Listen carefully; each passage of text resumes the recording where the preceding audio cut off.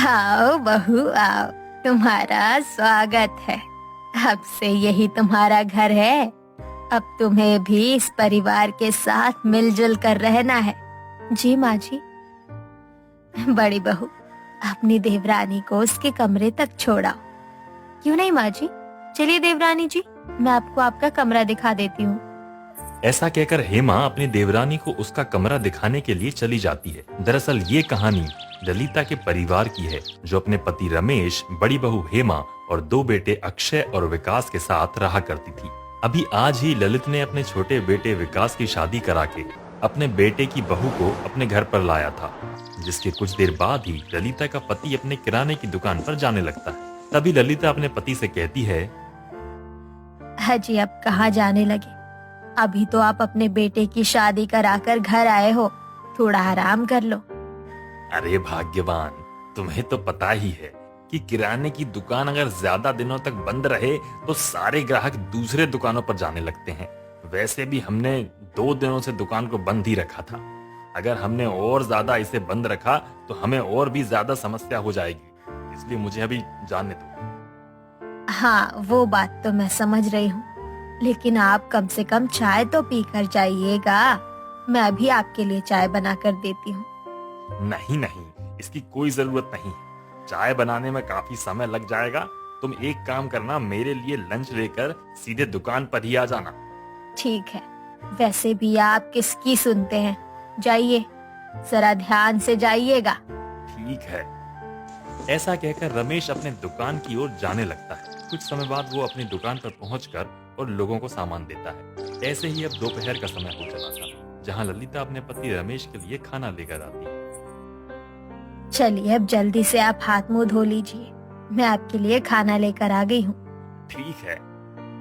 ऐसा कहकर रमेश खाना खाने बैठ जाता है। कुछ समय बाद खाना खाने के पश्चात दोनों पति पत्नी आपस में बातें करने लगते हैं। भगवान का लाख लाख शुक्र है, हमारे दोनों बच्चे की शादी हो गई। अब हम निश्चिंत से मर सकते हैं। हाँ, कह तो तुम सही रही हो। एक माँ बाप का जो फर्ज होता है वो तो हमने अदा कर ही दिया है। हाजी, अब मैं भी आपसे एक बात कहना चाहती हूँ। अब आपकी उम्र हो चली है, वैसे भी हमारे बच्चे बहुत बड़े कंपनी में काम करते हैं। अगर आप मेरी बात मानो तो अब आपको भी आराम करना चाहिए। रहने दीजिए ये दुकानदारी। अरे भाग्यवान, ये तुम कैसी बातें कर रही हो। माना कि सब कुछ अच्छा है और भगवान करे कि आगे भी सब कुछ अच्छा ही हो, लेकिन समय का कुछ पता नहीं होता। अक्सर यहाँ अपने ही सबसे ज्यादा धोखा देते हैं। कब पता किस्मत का पहिया किस ओर घूम जाए। मुझे भी आराम वाराम करने की कोई जरूरत नहीं, मैं बिल्कुल ठीक ठाक हूँ। पता था मुझे आप यही कहेंगे। ठीक है, अब आप अपने दुकान को संभालिए, मैं घर जा रही हूँ। ऐसा कहकर ललिता अपने घर चली जाती है और अपने दोनों बहुओं के कामों में हाथ बटाती है। ऐसा ही समय बीतता है। एक रोज, बड़ी बहू, अरे ओ बड़ी बहू। हाँ माँ जी, क्या हुआ? हेमा बहू, मैं ये कह रही थी कि आज तेरे ससुर जी को कटहल की सब्जी खाने का बड़ा ही मन कर रहा है, तो तू एक काम करियो, आज रात तू कटहल की सब्जी ही बना लियो। और हाँ, मैं शर्मा जी के घर जा रही हूँ, आज उनके घर कीर्तन है। बाकी तुम घर का काम दोनों देवरानी जेठानी मिलकर कर लेना। ठीक है माँ जी, जैसा आप कहें। कुछ देर बाद ललिता वहां से चली जाती है, जिसके कुछ समय पश्चात दोनों देवरानी जेठानी एक दूसरे से बातें करने लगती हैं। ये क्या दीदी, जब देखो हम अपने सास ससुर की फरमाइशों को ही पूरा करते रहते हैं। उनका जो मन करता है हम उन्हें वो बनाकर खिलाते हैं। तो क्या हुआ शीतल, इसमें इतनी भड़कने वाली क्या बात है? आखिर वो हमारे सास ससुर हैं।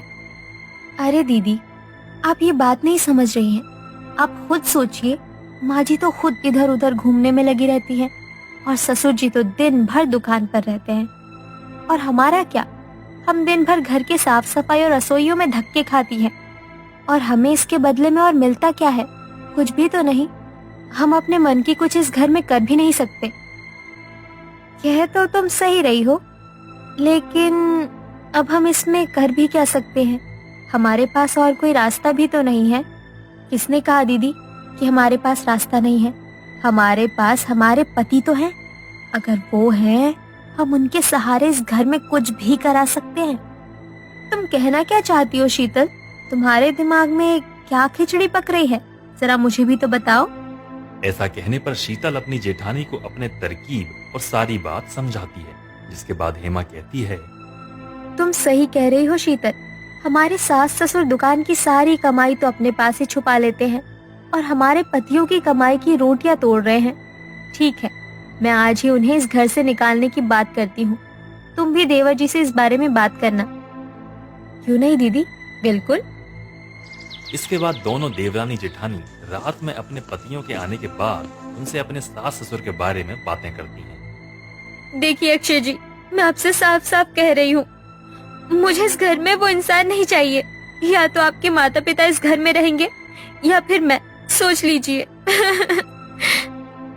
अरे हेमा, तुम ये कैसे पागलों वाली बातें कर रही हो? तुम पहले तो ऐसी नहीं थी। हाँ, मैं पहले ऐसी नहीं थी क्योंकि मेरी आंखों में काली पट्टी बंधी हुई थी, लेकिन अब वो पट्टी हट गई है।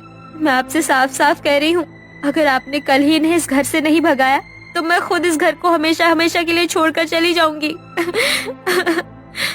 ठीक है बाबा, तुम जैसा चाहती हो वैसा ही होगा। मैं कल ही माँ पिताजी से इस बारे में बात करता। एक और जैसे हेमा और अक्षय की बातचीत हो रही थी, वैसा ही कुछ माहौल शीतल और विकास की तरफ भी था। अगली सुबह दोनों बेटे और बहुएं ललिता और रमेश को इस घर से जाने के लिए कहने लगते हैं। माँ पिताजी, आप हमारी बात को समझने की कोशिश कीजिए। हम नहीं चाहते कि आप लोगों की वजह से हमारे निजी जीवन में जहर घुले। हाँ भैया, बिल्कुल सही कह रहे हैं। हमने इस बात पर बहुत ही विचार विमर्श किया है। ये सब बातें सुनकर ललिता रोते हुए कहती है, ये तुम कैसी बातें कर रहे हो बेटा? हम इस उम्र में भला कहाँ जाएंगे? बुढ़ापे में तो उसके बेटे ही उसके बुढ़ापे की लाठी होते हैं। अगर ऐसा है माँ जी, तो आप ऐसा समझ लीजिए कि आपके दोनों लाठी टूट गए। बस बहू बस, आज जो कुछ भी हो रहा है वो सब तेरी ही करनी है। अक्षय बेटा, विकास बेटा, कम से कम तुम तो हमें समझो। तेरे पिताजी की अब उम्र हो चली है, भला उनसे अब क्या ही होगा। हमें नहीं पता माँ, हम बस इतना जानते हैं कि आप दोनों इस घर को छोड़कर चले जाइए। आप कहाँ जाते हैं, कहाँ रहते हैं, इससे हमें कोई मतलब नहीं।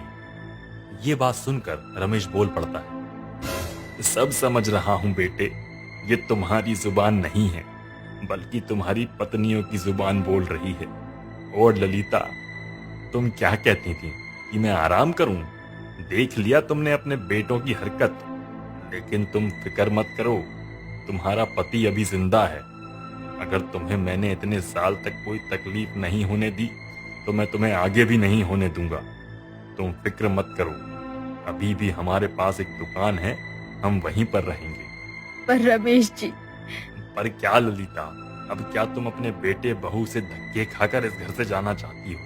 और भी जरील होना बाकी रह गया है। चलो मेरे साथ। ऐसा कहकर वो दोनों पति पत्नी उस घर को छोड़कर हमेशा हमेशा के लिए चले जाते हैं। कुछ समय चलने के बाद वो अपनी दुकान पर पहुंचते हैं और आपस में बातें करते हैं। अरे भाग्यवान, तुम रो क्यों रही हो? ये सब उस विधाता का रचा हुआ चक्रव्यूह है, और वैसे भी सभी अपने कर्मों का ही खाते हैं। जी, कह तो आप सही रहे हैं, लेकिन मेरा मन नहीं मान रहा। देखो, इस कलयुग में जो जैसा बोएगा वैसा ही पाएगा। शायद हमसे ही कोई गलती हो गई होगी। खैर छोड़ो इस बात को। देखो, हमारे पास अभी भी ये दुकान है, हम नीचे गोदाम में रहा करेंगे और ऊपर दुकान को ऐसे ही चलाएंगे। जी, जैसा आप कहें। इसके बाद दोनों पति पत्नी मिलकर दुकान को चलाते हैं और नीचे रहने और रसोई का स्थान बना लेते हैं। एक और बूढ़े माता पिता जैसे तैसे अपने दिन काट रहे थे, तो वहीं दूसरी ओर उनके बेटे अपने आलीशान घर में अय्याशी कर रहे थे। ऐसे ही 6 महीने बीत जाते हैं। एक रोज, क्या हुआ अक्षय जी? हम लुट गए हैं माँ। क्या हुआ, बताओ तो सही। हाँ हाँ विकास जी, आप ही कुछ बता दीजिए, क्या हुआ? हमारा दिल बैठा जा रहा है। दरअसल बात ऐसी है कि हम जिस कंपनी में काम कर रहे थे वो कंपनी डूब गई और उस कंपनी में हमने शेयर में बहुत सारे पैसे लगाए हुए थे, वो सारे पैसे भी डूब गए। हे भगवान, ये क्या हुआ? लेकिन कोई बात नहीं, अभी हमारे पास सर छुपाने के लिए ये घर तो है ना? नहीं है माँ, ये घर नहीं बल्कि था।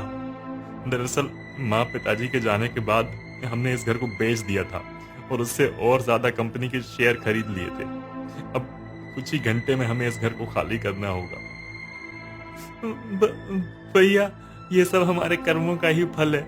हमने जो माँ पिताजी के साथ किया ना, वो बहुत ही गलत था और सच में ये सब शीतल की वजह से हुआ है। नहीं नहीं विकास, इसमें अकेले शीतल की गलती नहीं है बल्कि हम सबकी गलती है।